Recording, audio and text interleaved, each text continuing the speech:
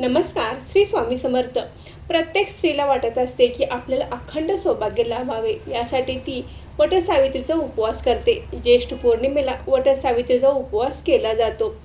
सावित्रीने आपल्या पतीचे सत्यवानाचे प्राण परत मिळावे म्हणून यमराजाला विनंती केली. सावित्रीने निष्ठेने यमराजाकडून पतीचे प्राण परत मिळवले. ज्या झाडाखाली सत्यवानाला जीवदान मिळाले ते झाड वडाचे होते. सावित्रीने त्याच दिवशी त्या वडाच्या झाडाची पूजा केली, मनोभावे प्रार्थना केली. पतीला दीर्घ आयुष्य लाभावे, आपल्याला अखंड सौभाग्य मिळावे यासाठी प्रार्थना केली. या प्रसंगाची आठवण म्हणून आजही स्त्रिया वडाच्या झाडाची पूजा करतात. ज्येष्ठ पौर्णिमेला वटसावित्रीचे व्रत करून वडाच्या झाडाची पूजा करतात. आपल्या हिंदू धर्मामध्ये वटपौर्णिमेला विशेष महत्त्व आहे. वटपौर्णिमा ही ज्येष्ठ महिन्यातील पौर्णिमेला साजरी केली जाते. यावर्षी 2026 मध्ये ज्येष्ठ महिन्यामध्ये अधिक महिना आल्यामुळे ज्येष्ठ पौर्णिमा ही एक महिना पुढे गेली आहे. तर नीच ज्येष्ठ महिन्यातली पौर्णिमा ही सोमवार दिनांक 29 जूनला आहे. पौर्णिमेचा कालावधी हा रविवारी 28 जूनला उत्तर रात्री 3:06 पौर्णिमा सुरू होणार आहे. म्हणजेच सोमवारी पहाटे ही पौर्णिमा सुरू होणार आहे.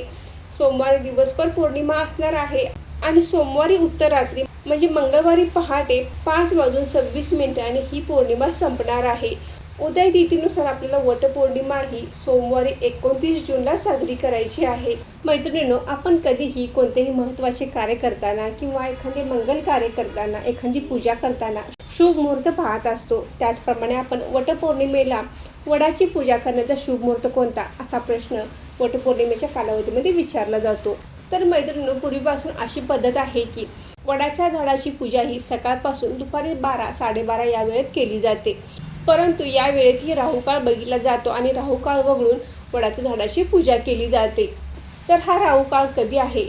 आपल्या पंचांगामध्ये रोजचा राहुकाळ ठरलेला आहे. म्हणजे रविवारी एका विशिष्ट वेळेला राहुकाळ असतो आणि सोमवारी एका विशिष्ट वेळेला राहुकाळ असतो. म्हणजे हा राहुकाळ 1.5 तासांचा असतो. या वेळेत कोणतेही शुभ कार्य, मंगल कार्य, पूजाविधी केल्या जात नाहीत. आपण रोजची देवपूजा करू शकतो, परंतु विशेष प्रसंगीची जी पूजा असते ती शुभ मुहूर्तावरच केली जाते. तर हा राहुकाळ बघून आपल्याला वडाच्या झाडाची पूजा करायची आहे. सोमवारी 29 जूनला राहुकाळ हा सकाळी 7:30 ते 9 या वेळेत या 1.5 तासामध्ये राहुकाळ आहे. तर ही वेळ सोडून आपल्याला वडाच्या झाडाची पूजा करायची आहे.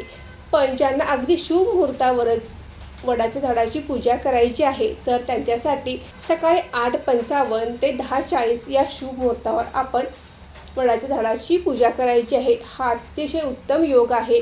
हा उत्तम शुभ मुहूर्त आहे. तर या शुभ मुहूर्तावर आपण वडाच्या झाडाची पूजा करू शकता. आता सकाळी 7:30 ते 9 या वेळेत राहुकाळ आहे. बऱ्याच आपल्या ताई या जॉब करतात, त्यांना कामानिमित्त बाहेर जावे लागते. सकाळच्या वेळी त्या घरी असल्या तरी त्यांना राहुकाळ असल्यामुळे वडाच्या झाडाची पूजा करता येणार नाही.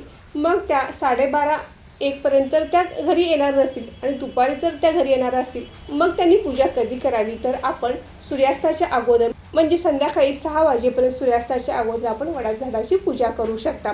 ज्यांना अगदी शुभ मुहूर्तावर वडाच्या झाडाची पूजा करायची आहे त्यांनी सकाळी 8:55 ते 10:40 या शुभ मुहूर्तावर पूजा करायची आहे. आता तुम्ही जर सकाळी 7:30च्या अगोदर पूजा करणार असाल तर करू शकता. या काळात राहुकाळ नाही, पौर्णिमा तिथी आहे, तर आपण सकाळच्या वेळेत 7:30च्या अगोदर पूजा करू शकता. सकाळी 7:30 ते 9 या राहुकाळामध्ये पूजा अजिबात करू नका. शुभ मुहूर्तावर पूजा करणे शक्य नसेल तर आपण दिवसभरामध्ये कधीही पूजा करू शकता. फक्त हा 1.5 तासाचा राहुकाळ बघून आपण वडाच्या झाडाची पूजा करायची आहे. आता उपवास कसा करायचा आहे? तर बऱ्याच ठिकाणी वडाच्या झाडाची पूजा करून आल्यानंतर उपवास सोडला जातो. तर तुमच्याकडे जशी पद्धत आहे त्या पद्धतीने तुम्ही उपवास करू शकता. दिवसभर उपवास करून संध्याकाळी सोडू शकता किंवा एकादशीप्रमाणे दिवसभर उपवास करून संध्याकाळी देखील उपवासाचे पदार्थ खाऊन दुसऱ्या दिवशी उपवास सोडू शकता. जशी आपल्याकडे पूर्वापार चालत आलेली पद्धत आहे त्या पद्धतीने आपण उपवास करायचा आहे. त्याचबरोबर आपण वडाच्या झाडाची पूजा करत असताना सौभाग्याचे सर्व अलंकार घालणे आवश्यक आहे. त्याचबरोबर आपण कोणत्याही शुभ रंगाची साडी नेसावी. काळी, पांढरी अशा साड्या अजिबात नेसायच्या नाहीत किंवा डार्क निळ्या रंगाची देखील साडी नेसायची नाहीत. हातामध्ये बांगड्या असणे आवश्यक आहे. पायात जोडवी, मंगळसूत्र, गजरा हे सौभाग्याचे सर्व अलंकार स्त्रियांनी परिधान करणे आवश्यक आहेत. तर मैत्रिणींनो, 1.5 तासाचा राहुकाळ वगळता आपण दिवसभरामध्ये कधीही वडाच्या झाडाची पूजा करू शकता.